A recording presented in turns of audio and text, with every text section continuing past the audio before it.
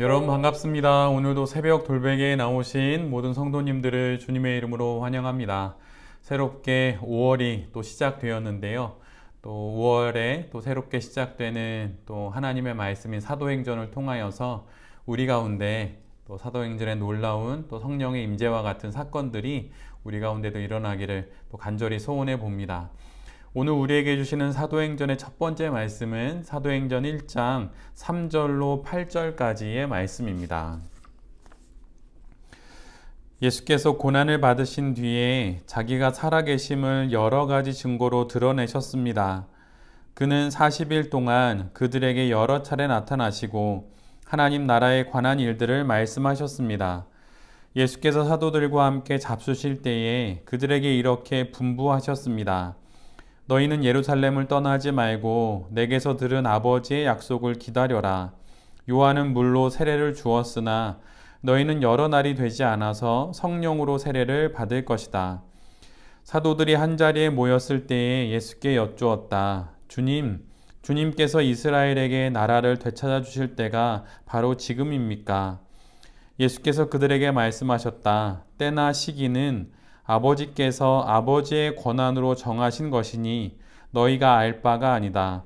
그러나 성령이 너희에게 내리시면 너희는 능력을 받고 예루살렘과 온 유대와 사마리아에서 그리고 마침내 땅 끝에까지 이르러 내 증인이 될 것이다.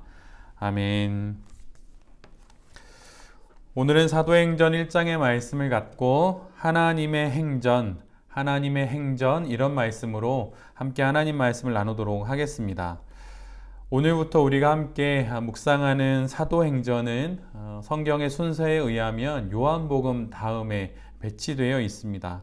하지만 사실 사도행전은 누가복음 다음에 들어가 있어야 그 맥락이 이어집니다. 왜냐하면 누가복음과 사도행전은 누가가 기록한 하나의 말씀이기 때문입니다. 누가는 누가복음에서 예수님이 활동하신 때부터 승천 때까지의 모든 일을 기록합니다. 그리고 그 다음에 사도행전에서는 그 내용을 그대로 이어받아서 부활하신 예수님께서 40일 동안 이 땅에 머물러 계시면서 사도들에게 하나님 나라를 가르치시는 이야기로 시작이 됩니다. 마치 이어달리기의 바톤을 이어받듯이 그렇게 누가복음과 사도행전은 서로 이어져 있습니다. 그래서 이런 연속성 가운데 누가복음과 사도행전을 연이어서 이해하는 것이 아주 크게 도움이 됩니다. 그래서 사도행전을 다른 말로는 누가행전이라고 부르기도 합니다. 그리고 또한 성령 하나님이 주인공이 되셔서 사도들의 사역을 이끄시기 때문에 성령행전이라고 부르기도 하지요. 또 다른 측면으로는 성령의 공동체인 교회들의 이야기가 중심이 되기에 교회행전이라고도 불립니다. 그리고 성령의 증인들의 사역에 초점을 두었다고 하여서 증인행전, 또 복음 전파의 과정에 중심을 두고 있다고, 또 그 내용들을 생생하게 그려주고 있다고 하여서 복음행전, 이렇게 또 다양하게 불리기도 합니다. 사실 헬라 문헌에서는 행전이라고 하는 문학 양식이 사실 한 장르가 있었습니다. 그 행전은 영웅들의 위대한 서사를 아주 감동적으로 전달하는 것을 행전이라고 불렀는데, 지금 오늘 우리가 맡고 있는 사도행전이 바로 위대한 사도들의 복음 전도의 이야기이기에 바로 그런 헬라의 한 장르의 그 제목처럼 사도행전이라고 불리게 된 것이지요. 그러나 여기서 우리가 유념해야 할 것은 사도행전의 주인공은 사도들은 아닙니다. 베드로도 아니고 바울도 아닙니다. 사도행전의 주인공은 다름 아닌 그들에게 부어진 성령 하나님이십니다. 하나님께서 사도들과 베드로와 또 바울과 함께 하시면서 행하신 하나님의 행전이 바로 사도행전입니다. 하나님의 행전으로 그리고 성령 하나님의 인도로 또 그 길에 동행했던 사도들의 이야기로 사도행전을 우리가 함께 묵상하면서 우리 모두의 인생도 하나님의 행전이 되기를 간절히 기도해 봅니다. 오늘 본문을 보면 부활하신 예수님이 40일 동안 이 땅에 머무시면서 여러 차례 사도들에게 나타나셨습니다.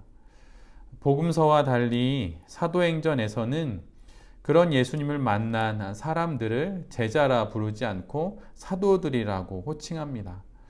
여기서 사도는 예루살렘 교회의 리더십을 가졌던 12사도를 지칭합니다. 그리고 사도행전 중반부에 가면 바울도 사도라고 불리게 되지요. 또한 바울뿐만 아니라 바나바도 사도의 호칭을 부여받게 됩니다.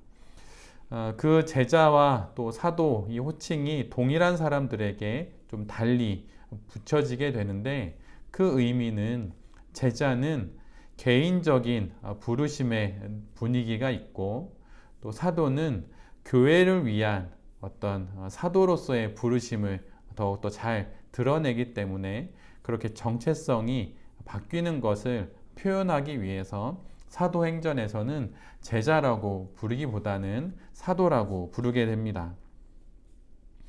부활하신 예수님은 사도들에게 한 가지 가르침, 또 한 가지 명령, 그리고 한 가지 약속을 주십니다. 부활의 예수님이 가르치시는 한 가지는 하나님 나라에 관한 일들입니다. 그런데 사도들에게 있어서 하나님 나라에 관한 일들은 그들이 감당할 만한 그런 내용들이 결코 아니었습니다. 그래서 오늘 본문 4절에 보면 하나님의 약속을 받을 때까지 사도들이 예루살렘에 머물러야 한다고 명령을 내리십니다. 그리고 사도들이 받아야 하는 그 하나님의 약속은 다름 아닌 성령 세례를 말하는 것이지요. 성령 세례를 받을 때까지 사도들은 예루살렘에 머물러야 합니다. 그리고 성령 세례를 받은 이후에 비로소 하나님 나라에 관한 일들을 깨닫고 또한 그것을 전할 수 있게 되는 것이지요. 그 뒤에 오늘 본문 8절의 말씀처럼 성령 하나님으로부터 능력을 받고 예루살렘과 온 유대와 사마리아에서 그리고 마침내 땅 끝에까지 이르러서 예수님의 증인이 될 수 있는 것입니다. 우리 모두는 지금 한 교회 안에서 그리고 또 한 가정 안에서 또는 각자가 속해 있는 직장과 또 공동체 안에서 각자의 삶을 살아갑니다. 그 모든 곳에서의 성도의 삶은 오늘 본문의 말씀에 주신 그 순서와 같은 방식으로 진행이 되어야 합니다. 하나님 나라에 관한 말씀을 들어야 하고 예루살렘에 머물러야 하고 또한 성령 하나님의 세례를 받아야 하는 것이죠. 그리고 나서 비로소 증인이 되어 나아갈 수 있는 것입니다. 듣고 머물러서 받아 깨닫고 그 다음에 세상으로 나아가는 것입니다. 매일 아침 우리가 하나님의 말씀을 듣고 하나님 앞에 머물러서 하나님의 인도하심으로 그 말씀을 깨달아서 삶의 현장으로 나가는 것이 사도행전에 기록된 사도들의 바로 삶의 루틴이었습니다.